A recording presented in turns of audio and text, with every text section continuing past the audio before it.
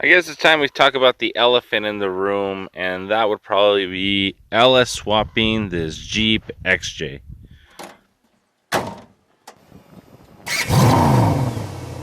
Welcome to the nightclub, guys. It's your host, the Night Wrencher.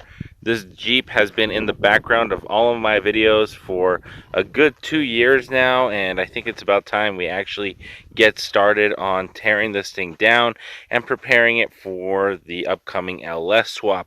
What we're looking at here is, I believe, a 1991 or 1993, maybe even a 1992, I guess it doesn't really matter, Jeep XJ. This is a four-wheel drive model, so it's got the Dana 30 in the front.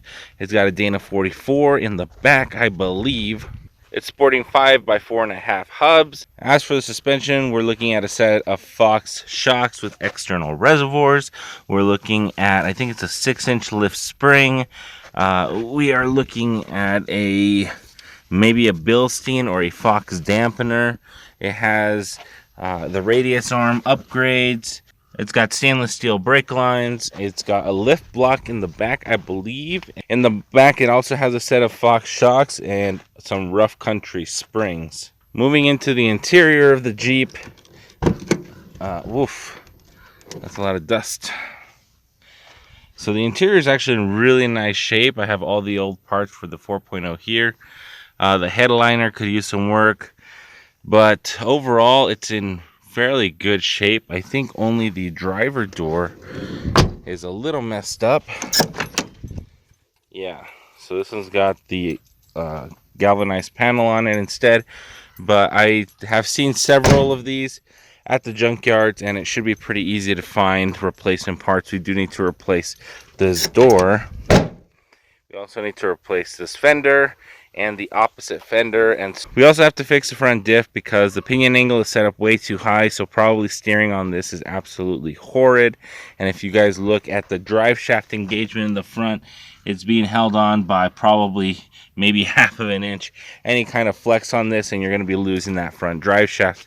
So we definitely have our work cut out for us. It still has the original engine, or at least half of it, which is a 4.0. It's really heavy. So this is what remains of the 4.0 that was inside the Jeep. The story with this Jeep is that it had overheated, and when I took it apart, the head was completely bowed. It was leaking fluid into the cylinders, wouldn't start anymore, could barely crank, didn't have any more compression.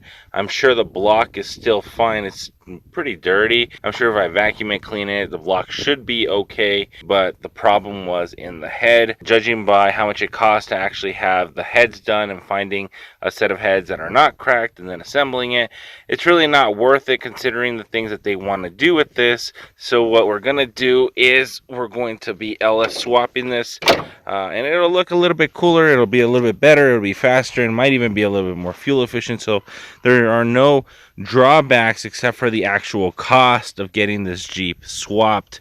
So we've been in talks about this for a while. I finally have the 5.3 that's going to be dropped in here. We still don't know what we're going to do with the transmission. We might actually switch over to like a 4L60 or something similar.